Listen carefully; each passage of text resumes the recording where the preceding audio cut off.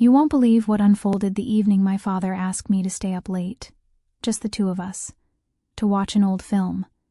I thought it would be nothing more than a quiet night, the kind families half-heartedly share out of obligation. But what followed wasn't just a movie. It was the moment the ground beneath me shifted, the night I saw my father, not as the steady, unshakable figure I'd always known, but as a man with regrets, dreams, and a quiet, aching humanity. And in turn, I began to see myself differently, too. Before we begin, a quick word to you, listener. If stories like this resonate with you, moments of raw connection, of lives quietly reshaped, then let us know. Drop a comment, share where you're listening from, or simply hit like.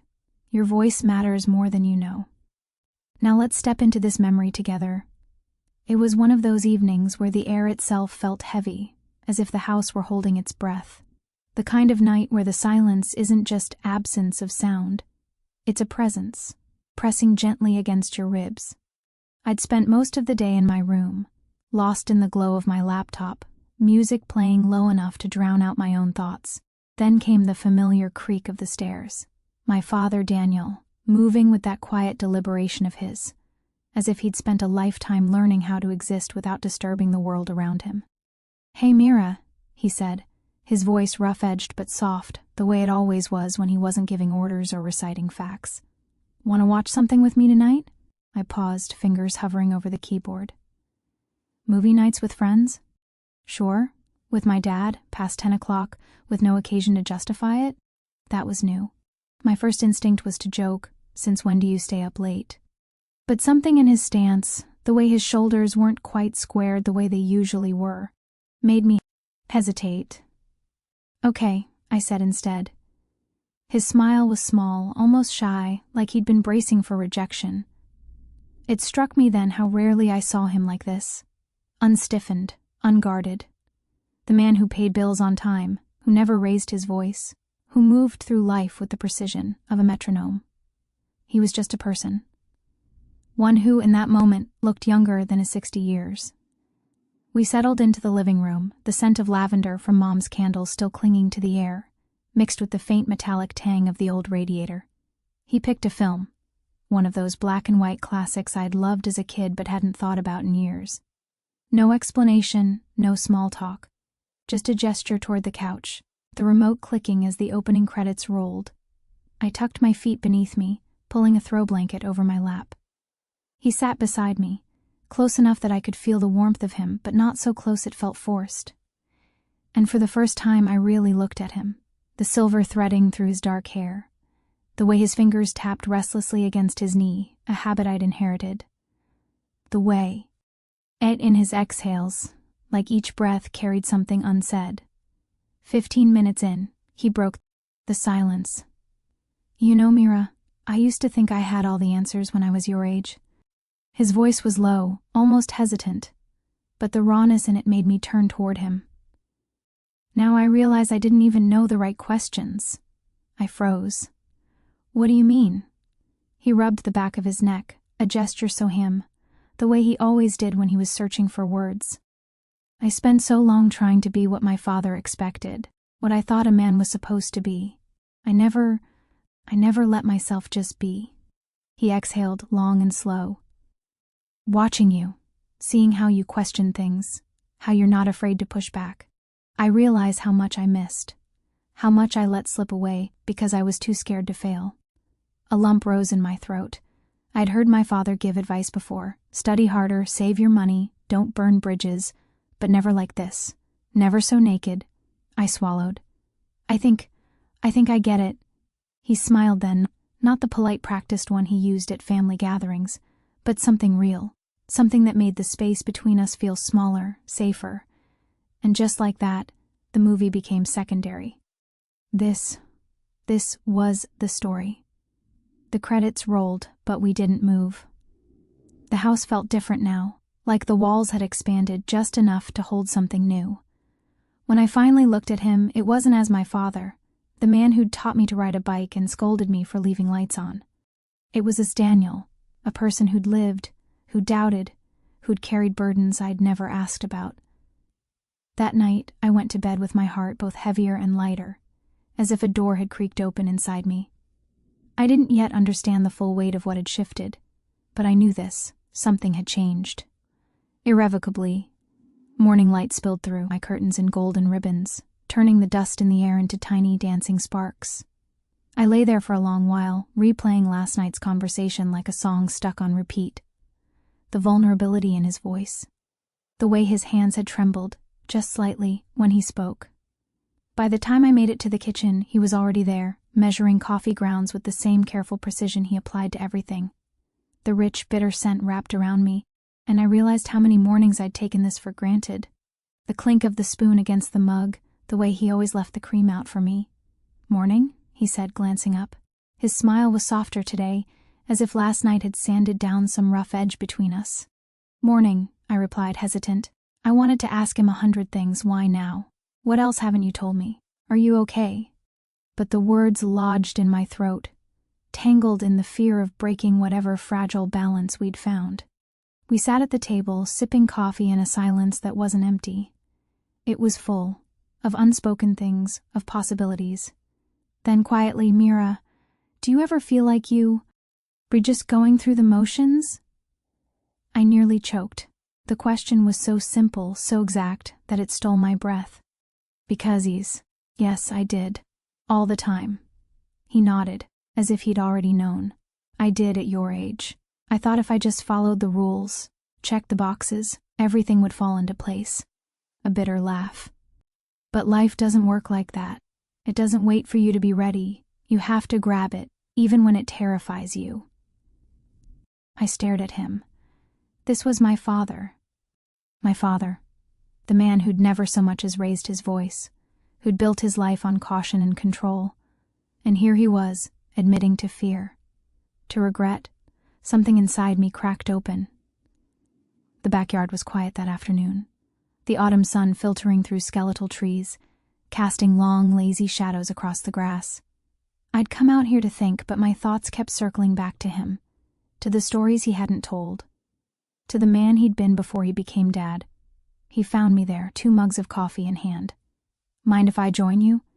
I shook my head, and he settled beside me on the old wooden bench, the one whose paint was peeling from years of weather. For a while we just sat, watching leaves drift to the ground.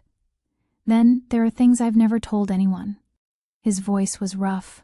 Mistakes, people I hurt, chances I didn't take because I was too afraid of what might happen if I did. I turned to him. "Do you want to tell me?" He looked at his hands, strong, calloused, the hands that had built our home, that had bandaged my scraped knees. "Only if you're ready. Some of it isn't easy." I took a breath. "I'm ready." And so he began. The stories came slowly at first, then in a rush. Tales of a young man who'd loved recklessly, who'd failed spectacularly, who'd spent years pretending he didn't care when the truth was, he'd cared too much. I listened, my heart swelling, aching, understanding in a way I never had before.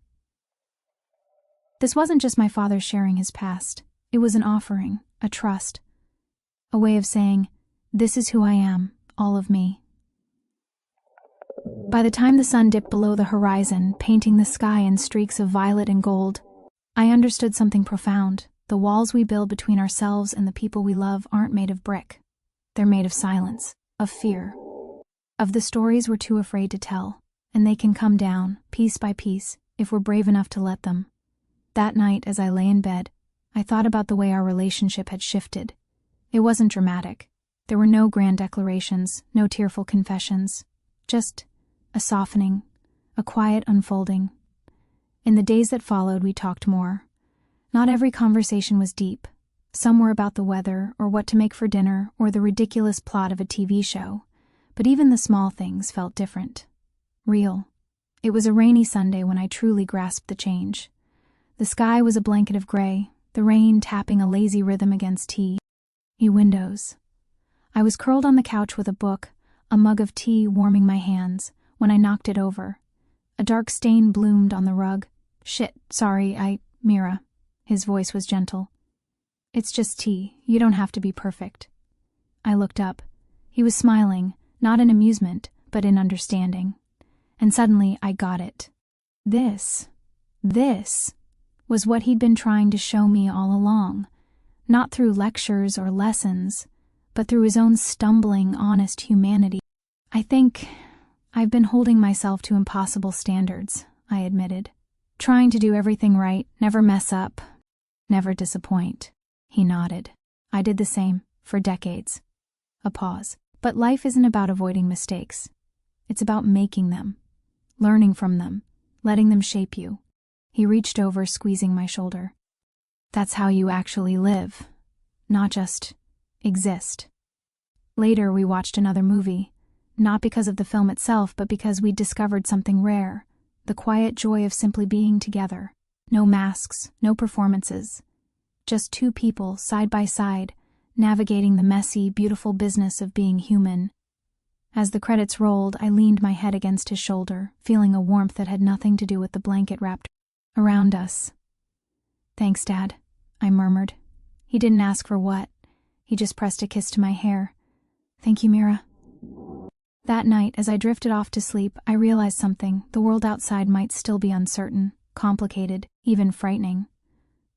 But here, in the quiet dark of our home, in the steady rhythm of my father's breathing down the hall, there was a new kind of clarity. Connection isn't built in grand gestures. It's built in the small, unguarded moments, the spilled tea, the late-night confessions, the silence that isn't empty but full of trust, full of love, full of the quiet, extraordinary courage it takes to truly see another person, and to let them see you in return. And for the first time, I understood this was only the beginning.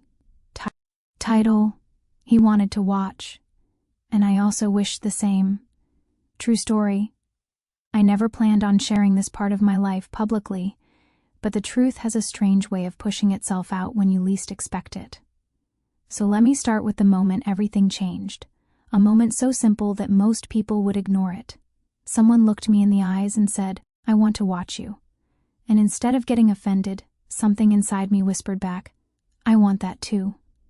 Not for attention, not for validation, but because a part of me was tired of feeling invisible. That single sentence didn't just catch me off guard. It cracked open a door inside me that I had kept locked for years. If that intrigues you, keep listening, because the story behind that moment is nothing like what people usually imagine. Before the industry, my life was painfully predictable. I woke up every morning repeating the same routine, like someone had pressed the loop button on my life. Same job, same frustrations, same feeling that I was floating through days instead of living them. I wasn't miserable, but I wasn't fulfilled either. I felt like I was waiting for something, maybe a sign, maybe a push, maybe a breakdown, that would force me to stop pretending I was okay with a life I never truly wanted. I remember sitting alone in my room after long shifts at work, just staring at the ceiling, wondering if everything I was doing was leading anywhere at all. I wasn't excited about my future. I wasn't passionate about my present. And slowly, quietly, I started drowning in this sense of emotional suffocation that no one around me could see. I had friends who seemed to have their lives figured out. People who knew exactly what careers they wanted, what dreams they were chasing. I envied that certainty. I envied the comfort they had in their choices. Meanwhile, I felt like I was wearing a mask every single day, smiling, pretending, functioning, while inside I felt disconnected from everything around me. Then came that turning point, the one that changed the direction of my life forever.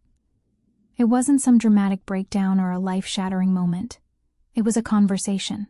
A simple, unexpected conversation with someone who saw something in me that I didn't even recognize in myself. He looked at me and said those words, "I want to watch you," and in that instant something clicked. It wasn't about desire, it wasn't about fantasy, it was about being seen, really seen for the first time. And the fact that a part of me wanted to be seen, that was the part that scared me the most. I didn't jump into the industry right away. I questioned myself for weeks. I argued with myself in the shower, in the mirror, in the dark before sleeping. I thought about reputation, judgment, family, society. And yet, every time I told myself no, something inside me whispered, but what if?